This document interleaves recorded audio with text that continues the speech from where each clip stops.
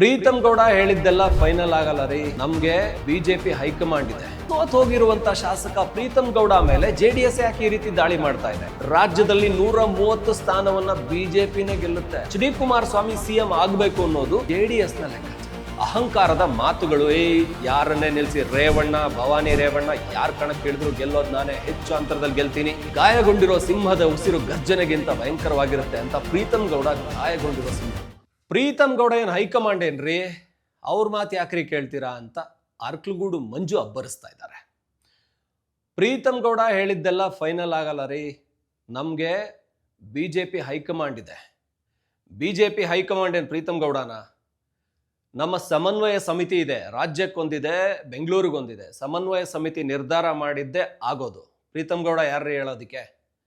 ನಿಖಿಲ್ ಕುಮಾರಸ್ವಾಮಿ ಹೀಗೆ ಹೇಳ್ತಾ ಇದ್ದಾರೆ.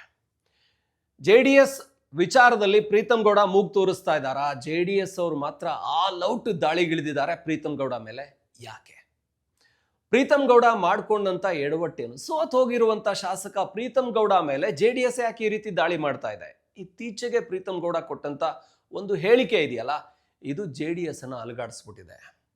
ಎಚ್.ಡಿ. ಕುಮಾರಸ್ವಾಮಿ ಅವ್ರನ್ನ ನೇರವಾಗಿ ಟಾರ್ಗೆಟ್ ಮಾಡಿ ಹೇಳಿಕೆ ಕೊಟ್ಟಿದ್ದಾರೆ ಪ್ರೀತಮ್ ಗೌಡ ಅಂತ ಅನ್ನಿಸ್ತಾ ಇದೆ. ಅವರು ಕೊಟ್ಟ ಹೇಳಿಕೆ, ರಾಜ್ಯದಲ್ಲಿ 130 ಸ್ಥಾನವನ್ನ ಬಿಜೆಪಿನೇ ಗೆಲ್ಲುತ್ತೆ, ನಮ್ಮವರೇ ಬಿಜೆಪಿಯವರೇ ಸಿಎಂ ಆಗಿರ್ತಾರೆ. ಈ ಹೇಳಿಕೆ ಪ್ರೀತಮ್ ಗೌಡ ಕೊಟ್ಟ ನಂತರ ನಿಖಿಲ್ ಅದಕ್ಕೆ ಟಾಂಗ್ ಕೊಡ್ತಾ ಇದ್ದಾರೆ. ಅದಕ್ಕೆ ಅರ್ಕಲಗೂಡು ಮಂಜು, ಸಾರಾ ಮಹೇಶ್ ಎಲ್ಲರೂ ಮಾತಾಡ್ತಾ ಇದ್ದಾರೆ. ಒಂದು ಕಡೆ ಜೆಡಿಎಸ್ ಈಗ ಚಾಮುಂಡೇಶ್ವರಿಯಲ್ಲಿ ಜಿ.ಟಿ. ದೇವೇಗೌಡರು ಇಲ್ಲ, ಅವ್ರನ್ನ ಅವ್ರ ಬಗ್ಗೆ ಮಾತಾಡಬೇಡಿ ಅಂತ ಕುಮಾರಸ್ವಾಮಿ ಹೇಳಿದ್ದಾರೆ. ಅಲ್ಲಿ ಹೊಸ ಅಭ್ಯರ್ಥಿ, ಸೊ ನಮ್ಗೆ ಅಲ್ಲಿ ಬೇಕು ಅಂತ ಬಿಜೆಪಿನೂ ಕೇಳುತ್ತೆ, ಆ ಕಡೆ ಜೆಡಿಎಸ್ ಅವರು ಕೇಳ್ತಾರೆ. ಇನ್ನ ಪ್ರೀತಮ್ ಗೌಡ ವಿಚಾರಕ್ಕೆ ಜೆಡಿಎಸ್ ಇಷ್ಟು ದಾಳಿಗಿಳಿತಾ ಇರೋದು ಯಾಕೆ ಅಂದ್ರೆ, ತನ್ನ ಬುಡವನ್ನ ತಾನು ಸರಿಪಡಿಸ್ಕೊಳ್ಳೋದಿಕ್ಕೆ. ಯಾವ ಹಾಸನ ಜೆಡಿಎಸ್ನ ಬೇರಾಗಿದೆಯೋ ಆ ಬೇರನ್ನೇ ಕಿತ್ತು ಹಾಕ್ತಾ ಇದ್ದಾರೆ ಪ್ರೀತಮ್ ಗೌಡ ಮತ್ತು ಬಿಜೆಪಿ. ಈಗ ಆ ಬುಡ ಅಲುಗಾಡ್ಸೋದನ್ನು ತಡೆಯೋದಿಕ್ಕೇನೆ ಈ ಹೇಳಿಕೆಗಳು ಬರ್ತಾ ಇರೋದು. ಎಚ್.ಡಿ. ಕುಮಾರಸ್ವಾಮಿ ಸಿಎಂ ಆಗಬೇಕು ಅನ್ನೋದು ಜೆಡಿಎಸ್ನ ಲೆಕ್ಕಾಚಾರ.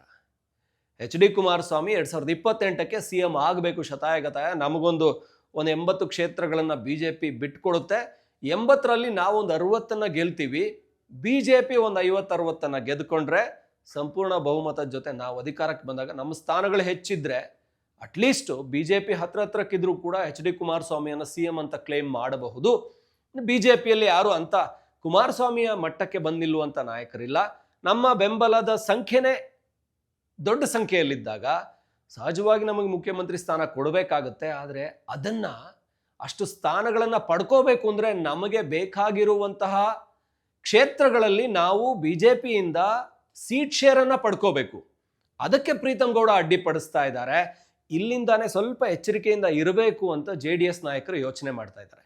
ಯಾಕಂದ್ರೆ ಒಂದು ವಿಚಾರವನ್ನು ಗಮನಿಸಿ, ಜೆಡಿಎಸ್ ಗೆದ್ದಂಥ ಕ್ಷೇತ್ರಗಳನ್ನು ಕಳೆದ ಬಾರಿ ಹಾಸನದಲ್ಲಿ, ಮಂಡ್ಯದಲ್ಲಿ ಕಾಂಗ್ರೆಸ್ ಗೆದ್ಕೋತಾ ಇದ್ರೆ, ಹಾಸನ ಭಾಗದಲ್ಲಿ ಬಿಜೆಪಿ ಗೆದ್ಕೋತಾ ಇದೆ. ಅದೊಂಥರ ಪ್ರೀತಮ್ ಗೌಡ ತುಂಬಿದಂಥ ಶಕ್ತಿ ಅಂತಾನೂ ಹೇಳಬಹುದು. ಪ್ರೀತಮ್ ಗೌಡ ಹಾಸನ ಕ್ಷೇತ್ರ ಸೋತ್ರು ಸರಿ, ಅದು ಅವರು ಎಚ್.ಡಿ. ಕುಮಾರಸ್ವಾಮಿ ಅವರ ಒಂದು ಮಾಸ್ಟರ್ ಪ್ಲಾನ್ ಇರಬಹುದು, ಇಲ್ಲ ಅಂದರೆ ಕಾಂಗ್ರೆಸ್ ಒಂಥರ ರಿವರ್ಸ್ ಮಾಡಿ ಕಾಂಗ್ರೆಸ್ ಮತಗಳೆಲ್ಲ ಜೆಡಿಎಸ್ಗೆ ಹೋಗಿದ್ದಿರ್ಬೋದು. ಎಚ್.ಡಿ. ಕುಮಾರಸ್ವಾಮಿ ತೆಗೆದುಕೊಂಡಂಥ ನಿರ್ಧಾರ, ಭವಾನಿ ರೇವಣ್ಣ ಅವ್ರನ್ನ ಕಣಕ್ಕಿಳಿಸಲ್ಲ, ಯಾವ ಕಾರಣಕ್ಕೂ ಗೌಡ್ರ ಕುಟುಂಬದವ್ರು ನಿಲ್ಲಲ್ಲ, ಸ್ವರೂಪ್ ಪ್ರಕಾಶ್ ಅವ್ರನ್ನೇ ಕಣಕ್ಕಿಳಿಸ್ತೀನಿ ಅಂತ ತೆಗೆದುಕೊಂಡಂಥ ನಿರ್ಧಾರ ಇರ್ಬೋದು. ಇವೆಲ್ಲವೂ ಸೇರ್ಕೊಂಡು ಇನ್ನು ಪ್ರೀತಮ್ ಗೌಡ ಅವರು ಮಾಡಿದಂಥ ಒಂಥರ ಅಹಂಕಾರದ ಮಾತುಗಳು. ಟಿವಿ ಸ್ಕ್ರೀನಲ್ಲಿ ರಿಸಲ್ಟ್ ಡೇಟ್ 2 ವಿಂಡೋ ಇಡಿ, ಒಂದು ಸೈಡಲ್ಲಿ ನಾನು ಮಾತಾಡಿದ್ದಿಡಿ, ಮತ್ತೊಂದು ಸೈಡಲ್ಲಿ ರಿಸಲ್ಟ್ ಇಡಿ, ನಾನು ಎದುರಾಳಿ ಯಾರೇ ಆಗಿದ್ರು ಅವ್ರನ್ನ ದೊಡ್ಡ ಅಂತರದಲ್ಲಿ ಸೋಲಿಸ್ತೀನಿ ಅನ್ನೋ ಮಾತುಗಳು. ಆದರೆ ಇದಾದ ನಂತರ ಪ್ರೀತಮ್ ಗೌಡ ಏನು ತಯಾರಿ ಮಾಡ್ಕೋತಾ ಇದ್ದಾರೆ? ಈಗ ಯಾಕೆ 130 ಸ್ಥಾನ ಬಿಜೆಪಿ ಒಂದೇ ಗೆಲ್ಲುತ್ತೆ, ಸಿಎಂ ನಮ್ಮವರೇ ಆಗಿರ್ತಾರೆ ಅಂತ ಹೇಳಿದ್ದು ಅಂದರೆ, ಹಾಸನ ಭಾಗದಲ್ಲಿ ಜೆಡಿಎಸ್ಗೆ ಸೀಟ್ ಶೇರ್ಗಳು ಹೋಗಬಾರ್ದು ಜಾಸ್ತಿ. ಹಾಸನದಲ್ಲಿ ತಾನು ಲೀಡ್ ತಗೋಬೇಕು. ಅಂದರೆ ಸಕಲೇಶ್ಪುರ ಭಾಗ ಜೆಡಿಎಸ್ನ ಭದ್ರಕೋಟೆಯಾಗಿತ್ತು. 3 ಬಾರಿ ಎಚ್.ಕೆ. ಕುಮಾರಸ್ವಾಮಿ ಗೆದ್ದಿದ್ರು. 4ನೇ ಬಾರಿ ಅಂದರೆ 3 ಬಾರಿ ಸತತವಾಗಿ ಗೆದ್ದು ಜೆಡಿಎಸ್ನ ರಾಜ್ಯ ಅಧ್ಯಕ್ಷರು ಕೂಡ ಆದಂಥ ಎಚ್.ಕೆ. ಕುಮಾರಸ್ವಾಮಿ ಅವ್ರನ್ನ ಪ್ರೀತಮ್ ಗೌಡ ತಮ್ಮ ಆಯ್ಕೆ. ಪ್ರೀತಮ್ ಗೌಡ ಹೇಳಿದ್ದು ಸಿಮೆಂಟ್ ಮಂಜು ಅವರಿಗೆ ಟಿಕೆಟ್ ಕೊಡಿ ಅಂತ. ಬಹುಶಃ ರಾಜ್ಯದಲ್ಲಿ ಮೊದಲಿಗೆ ಟಿಕೆಟನ್ನು ಘೋಷಣೆ ಮಾಡಿಬಿಟ್ಟಿದ್ರು ಪ್ರೀತಮ್ ಗೌಡ ಸಿಮೆಂಟ್ ಮಂಜು ಅವ್ರಿಗೆ ಅನ್ನೋ ಥರ. ಸೊ ಆ ಥರದಲ್ಲಿ ಸಿಮೆಂಟ್ ಮಂಜು ಸಕಲೇಶ್ಪುರದಲ್ಲಿ ಗೆದ್ರು. ಅಂದರೆ ಜೆ ಡಿ ಎಸ್ನ ಭದ್ರಕೋಟೆ, ಬಿ ಶಿವಪ್ಪನವರಿದ್ದಾಗ 90ರ ದಶಕದಲ್ಲಿ ಬಿಜೆಪಿ ಅಲ್ಲಿ ಗೆಲ್ತಾ ಬರ್ತಾ ಇತ್ತು, ಲಿಂಗಾಯತ ಮತಗಳು ಹೆಚ್ಚಿರುವಂಥದ್ದು, ಹಾಗೇನೆ SC ST ಮತಗಳು ಹೆಚ್ಚಿದಾವೆ. ಆದರೆ ಅಲ್ಲಿ ಬಿಜೆಪಿ ಗೆಲ್ಲೋದಕ್ಕೆ ಕಾರಣ ಆಗಿದ್ದು ಒಂಥರ ಪ್ರೀತಮ್ ಗೌಡನೇ ಮುಖ್ಯ ಕಾರಣ. ಆದರೆ ಬಿಜೆಪಿಯನ್ನ ಸಕಲೇಶ್ಪುರದಲ್ಲಿ, ಬೇಲೂರಲ್ಲಿ ಕೂಡ, ಅಂದ್ರೆ ಲಿಂಗೇಶ್ ಗೆಲ್ತಾ ಇದ್ದಂಥ ಬೇಲೂರಲ್ಲಿ JDS ಅಭ್ಯರ್ಥಿ ಸೋಲಿಸಿ ಗೆದ್ದಿದ್ದು HK ಸುರೇಶ್. ಸಿಮೆಂಟ್ ಮಂಜುನಾಥ್ ಗೆಲ್ಲೋದಕ್ಕೆ ಕಾರಣ ಆಗಿದ್ದು ಪ್ರೀತಮ್ ಗೌಡ. ಆದರೆ ಪ್ರೀತಮ್ ಗೌಡನೇ ಹಾಸನದಲ್ಲಿ ಸೋತೋಗ್ಬಿಟ್ರು. ಆದರೆ ಮುಂದಿನ ಬಾರಿ ಗ್ಯಾರಂಟಿ ಇದೆ. ನಾನಂತೂ ಮುಂದಿನ ಬಾರಿ ಒಂದು ಕ್ಷೇತ್ರ ಹಾಸನದಲ್ಲಿ ಮತ್ತೆ ಕಣಕ್ಕಿಳಿಬೇಕು, ಅಲ್ಲಿ ಗೆಲ್ಲಬೇಕು. ಜೊತೆಗೆ ಹಾಸನದಿಂದ ಒಂದಷ್ಟು ಶಾಸಕರನ್ನ ಕಳೆದ ಬಾರಿ ಗೆಲ್ಸ್ಕೊಂಬಂದಾಗೆ ಗೆಲ್ಸ್ಕೊಂಬರ್ಬೇಕು. ಆಗ ಇಲ್ಲಿ JDS ಹಾಸನೂ ಬಿಟ್ಕೊಡ್ಬೇಕಾಗತ್ತೆ. ಪ್ರೀತಮ್ ಗೌಡಗೆ ಬೇಕು ಅನ್ನೋ ಕಾರಣಕ್ಕೆ ಬಿಜೆಪಿ ಸಿಕ್ಕಾಬಟ್ಟೆ ಡಿಮಾಂಡ್ ಮಾಡಿದ್ರೆ ಹಾಸನೂ ಬಿಟ್ಕೊಡ್ಬೇಕಾಗತ್ತೆ. ಜೊತೆಗೆ ಸಕಲೇಶ್ಪುರ, ಬೇಲೂರು, ಅರ್ಕಲಗೂಡು ಯಾವ್ಯಾವ ಕ್ಷೇತ್ರಗಳನ್ನ ಬಿಟ್ಕೊಡ್ಬೇಕಾಗಿ ಬರುತ್ತೋ ಅನ್ನುವಂಥ ಚಿಂತೆ JDSಗಿದೆ. ಅಂದ್ರೆ JDS ಲೆಕ್ಕ ಹಾಕೊಂಡಿರುವಂತಹ ಒಂದು 60 ಗೆದ್ದೇ ಗೆಲ್ತೀವಿ ಅನ್ನುವಂಥ ಕ್ಷೇತ್ರಗಳಲ್ಲಿರೋದೇ ಸಕಲೇಶ್ಪುರ, ಬೇಲೂರು, ಈ ತರಹದ ಅಂದ್ರೆ ಹಳೆ ಮೈಸೂರು ಭಾಗದ ಒಂದು 35 ಕ್ಷೇತ್ರಗಳು, 40 ಕ್ಷೇತ್ರಗಳ ಹತ್ರ. ಸೊ ಹಾಗಿರುವಾಗ ಪ್ರೀತಮ್ ಗೌಡ ಈಗ ಚಿಗಿತ್ಕೊಳ್ಳೋದಕ್ಕೆ ಬಿಟ್ಕೊಟ್ರೆ ನೆಕ್ಸ್ಟ್ ಕುಮಾರಸ್ವಾಮಿ CM ಮಾಡೋದಕ್ಕೂ ಆಗಲ್ಲ, ಹೆಚ್ಚಿನ ಸ್ಥಾನ ಗೆಲ್ಲೋದಕ್ಕೂ ಆಗಲ್ಲ. ನಮ್ಮದೇ ಭದ್ರಕೋಟೆ, ಆಲ್ರೆಡಿ ರೇವಣ್ಣ ಕುಟುಂಬ ಮಕಾಡೆ ಮಲಗ್ಬಿಟ್ಟಿದೆ. ರೇವಣ್ಣ ಕುಟುಂಬ ಹಾಸನವನ್ನು ಒಂಥರ ರಿಪಬ್ಲಿಕ್ ಆಫ್ ಹಾಸನ್ ಅಂತ ರೇವಣ್ಣ ಕುಟುಂಬ ಆಳ್ತಾ ಇತ್ತು ಅಂತ ಯಾವಾಗಲೂ ಅವರ ಆಜ್ಞೆಯಂತೆ ನಡೆಯುತ್ತೆ ಅನ್ನೋದೊಂದು ಮಾತಾಗಿತ್ತು. ಆದರೆ ಈಗ ರೇವಣ್ಣ ಕುಟುಂಬನೇ ಮೂಲೆ ಗುಂಪಾಗಿದೆ. ಹೊಳೆನರಸೀಪುರದಲ್ಲಿ ಒಂದು ಕಡೆ ಶ್ರೇಯಸ್ ಪಟೇಲ್ ಕಡಿಮೆ ಅಂತರದಲ್ಲಿ ಸೋತಿದ್ದಾರೆ. ರೇವಣ್ಣ ಮುಂದಿನ ಬಾರಿ ಗೆಲ್ಲೋ ಸಾಧ್ಯತೆ ಇಲ್ಲ. ಇನ್ನು ಸ್ವರೂಪ್ ಪ್ರಕಾಶ್ ಅವರು ಹಾಸನದಲ್ಲಿ ಗೆದ್ದಿರೋದು ಕುಮಾರಸ್ವಾಮಿ ಅವರ ಮಾಸ್ಟರ್ ಪ್ಲಾನ್ ಇಂದ. ಜೊತೆಗೆ ಒಂದಷ್ಟು ಕಾಂಗ್ರೆಸ್ ಮತಗಳು ಶಿಫ್ಟ್ ಆಯಿತು. ಈ ಕಡೆ ಪ್ರೀತಮ್ ಗೌಡ ಅಹಂಕಾರದ ಮಾತುಗಳೇನಿತ್ತಲ್ಲ, 2 ವಿಂಡೋ ಇಡ್ರಿ, ರಿಸಲ್ಟ್ ಡೇ ದಿನ ಟಿವಿಲಿ 2 ಸ್ಕ್ರೀನಲ್ಲಿ ಒಂದು ಕಡೆ ರಿಸಲ್ಟ್ ಕಾಣಿಸ್ಬೇಕು, ಇನ್ನೊಂದು ಕಡೆ ನಾನು ಹೇಳಿದ ಮಾತು ಕೇಳಬೇಕು, ಯಾರನ್ನೇ ನಿಲ್ಲಿಸಿ ರೇವಣ್ಣ, ಭವಾನಿ ರೇವಣ್ಣ ಯಾರು ಕಣಕ್ಕೆ ಇಳಿದ್ರು ಗೆಲ್ಲೋದು ನಾನೇ, ಹೆಚ್ಚು ಅಂತರದಲ್ಲಿ ಗೆಲ್ತೀನಿ. ಈ ಅಹಂಕಾರದ ಮಾತುಗಳೇ ಪ್ರೀತಮ್ ಗೌಡ ಅವ್ರನ್ನ ಸೋಲಿಸೋದಕ್ಕೆ ಕಾರಣ ಆಯಿತು. ಹಾಗಾಗಿ ಸೋತಿದ್ದಂತೂ ಆಗಿದೆ. ಆದರೆ ಗಾಯಗೊಂಡಿರೋ ಸಿಂಹದ ಉಸಿರು ಗರ್ಜನೆಗಿಂತ ಭಯಂಕರವಾಗಿರುತ್ತೆ ಅಂತ ಪ್ರೀತಮ್ ಗೌಡ ಗಾಯಗೊಂಡಿರೋ ಸಿಂಹ. ಹಾಸನದಲ್ಲಿ ಇವತ್ತಿಗೂ ಕೂಡ ಪ್ರೀತಮ್ ಗೌಡ ಕೆಲಸಗಳನ್ನು ಜನ ನೆನೆಸ್ಕೊಳ್ತಾರೆ. ಕಳೆದ ಅವಧಿಯಲ್ಲಿ ಆಗಿರುವಂಥ ಕೆಲಸಗಳೇ ಇವತ್ತು ಕಾಣಿಸ್ತವೆ. ಹಾಗಾಗಿ ಮುಂದಿನ ಬಾರಿ ಕೂಡ ಪ್ರೀತಮ್ ಗೌಡಗೆ ಒಂದು ದೊಡ್ಡ ಬೆಂಬಲ ಇದ್ದೇ ಇರುತ್ತೆ. ಅವರು ಟಿಕೆಟನ್ನು ಕ್ಲೈಮ್ ಮಾಡೇ ಮಾಡ್ತಾರೆ. ನಾವು ಎಷ್ಟು ಕ್ಷೇತ್ರ ಬಿಟ್ಕೊಡ್ಬೇಕು, ನಮ್ಮ ದೊಡ್ಡಗೌಡರು, ಹಾಸನದ ದೇವೇಗೌಡರು ಇಡೀ JDS ಅನ್ನ ಹಾಸನವನ್ನ JDS ಮಯ ಮಾಡ್ತಾ ಇದ್ರು. ಈಗ ಎಲ್ಲ ಕ್ಷೇತ್ರಗಳನ್ನು ಬಿಟ್ಕೊಡ್ತಾ ಬಂದ್ರೆ ನಾವು ಮುಂದೆಲ್ಲಿ ಗೆಲ್ಲಬೇಕು?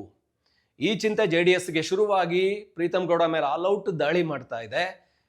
ಆದರೆ ಇನ್ನೊಂದು ಕಡೆ BY ವಿಜಯೇಂದ್ರ ಇದ್ದಾರೆ. ಅವರು ಪ್ರೀತಮ್ ಗೌಡ ಅವ್ರನ್ನ ಸದಾ ಗಟ್ಟಿಯಾಗಿ ಇಟ್ಕೊಂಡಿದ್ದಾರೆ. ಯಾಕೆಂದ್ರೆ ಸೋತ ಕೂಡ್ಲೇನೆ ಅವ್ರು ಕಾಂಗ್ರೆಸ್ಗೆ ಹೋಗ್ತಾರೆ ಅನ್ನುವಂಥ ಯೋಚನೆಗಳು, ಚರ್ಚೆಗಳಾದಾಗ ಪ್ರೀತಮ್ ಗೌಡ ಅವ್ರನ್ನ ಉಳಿಸ್ಕೊಂಡಿದ್ದೆ. ಅಂದ್ರೆ ಅವರ ಆಪ್ತ ಬಳಗದಲ್ಲಿದ್ರು ವಿಜಯೇಂದ್ರ ಅವ್ರ ಜೊತೆ. ಹಾಗಾಗಿ ವಿಜಯೇಂದ್ರ ಪ್ರೀತಮ್ ಗೌಡ ಒಳ್ಳೆಯ ಸ್ನೇಹ. ಕಳೆದ ಉಪಚುನಾವಣೆಗಳಲ್ಲಿ ಶಿರಾ ಇರ್ಬೋದು, KR ಪೇಟೆ ಇರ್ಬೋದು, ಅಲ್ಲಿ ಗೆಲ್ಲೋದಿಕ್ಕೆ ಕಾರಣ ಆಗಿದ್ದೆ ನಾರಾಯಣಗೌಡರು ಇರ್ಬೋದು. ಈಗ ಮಂಡ್ಯ ಕಡೆನೂ ಯೋಚನೆ ಮಾಡ್ತಾ ಇದ್ದಾರೆ. ಮಂಡ್ಯದಲ್ಲಿ ಪ್ರೀತಮ್ ಗೌಡ ಪ್ರಭಾವ ಬೀರಿ ಯಾವ್ಯಾವ ಕ್ಷೇತ್ರಗಳನ್ನ ಬಿಜೆಪಿ ಕೊಡಿಸ್ಬೋದು. KR ಪೇಟೆಯಲ್ಲಿ HT ಮಂಜು ಇದ್ದಾರೆ, JDS ಗಿದ್ರು ಒಂದೇ ಒಂದು ಕ್ಷೇತ್ರ ಮಂಡ್ಯದಲ್ಲಿ. ಆ ಒಂದು ಕ್ಷೇತ್ರ ಕೂಡ ನಾರಾಯಣಗೌಡರು ಆಗ್ಲೇ ರೆಬೆಲ್ ಆಗಿದ್ದಾರೆ. ಕುಮಾರಸ್ವಾಮಿ ಅವರಿಗೆ MP ಎಲೆಕ್ಷನ್ ಅಲ್ಲಿ ನಾವು ಬೇಕಿತ್ತು, ಇವಾಗ ಬೇಕಾಗಿಲ್ವಾ ನಾವು ಹಾಗಾದ್ರೆ ಅಂತಂದ್ರೆ ಅವರಿಗೆ ಆ ಕ್ಷೇತ್ರ ಬೇಕು ಅಂತ, ಅವರು ಆ ಕ್ಷೇತ್ರ ಕೊಡ್ಲೇಬೇಕು ಅಂತ ಈ ಕಡೆ BY ವಿಜಯೇಂದ್ರ, ಪ್ರೀತಮ್ ಗೌಡ ತಾದವರು ಒತ್ತಡ ಹಾಕಿ ಆ ಕ್ಷೇತ್ರಗಳನ್ನ ತಪ್ಪಿಸ್ಬಿಟ್ರೆ ಅಂತ ಮೊನ್ನೆ ನಿಖಿಲ್ ಕುಮಾರಸ್ವಾಮಿ ಹೋಗ್ಬಿಟ್ಟು HT ಮಂಜು ಅವ್ರನ್ನ ಗೆಲ್ಸಿ ಅಂತ ಹೇಳಿದಾಗ KR ಪೇಟೆಯಲ್ಲಿ ಬಿಜೆಪಿಯಿಂದ ದೊಡ್ಡ ಪ್ರತಿಭಟನೆ ಆಗಿತ್ತು. ಯಾಕೆ ಈಗಲೇ ಏನು ಟಿಕೆಟ್ ಘೋಷಣೆ ಆಗಿದೆಯಾ, ನಾವು ಮೈತ್ರಿ ಪಕ್ಷ ಆಗಿ ಇನ್ನೂ ಕೂಡ ಸೀಟ್ ಶೇರ್ ಆಗಿಲ್ಲ, ಈಗಲೇ ಹೆಂಗೆ ಹೇಳ್ತೀರಾ ಅಂತ. ಸೊ ಈ ರೀತಿ ಒಬ್ಬರ ಮೇಲೆ ಮತ್ತೊಬ್ಬರು ದಾಳಿ ಮಾಡ್ತಾ ಇದ್ದಾರೆ. ಅದರಲ್ಲೂ ಪ್ರೀತಮ್ ಗೌಡ ಮೇಲೆ ತೀವ್ರ ದಾಳಿ ಆಗ್ತಾ ಇದೆ. ಇದಕ್ಕೆ ಕಾರಣ JDS ತನ್ನ ಅಸ್ತಿತ್ವ ಉಳಿಸ್ಕೊಳ್ಳೋದಕ್ಕೆ ಈ ಬಾರಿ ತೀವ್ರ ಪೈಪೋಟಿ ಮಾಡ್ತಾ ಇರೋದು, ಒಂಥರ ಹೆಣಗಾಟ ಮಾಡ್ತಾ ಇದೆ ಅಂತ ಹೇಳ್ಬೋದು. ಯಾಕೆಂದ್ರೆ ರೇವಣ್ಣ ಅವರ ಪತನ ನಂತರ ಇದು ನಮಗನ್ಸಿದ್ದು.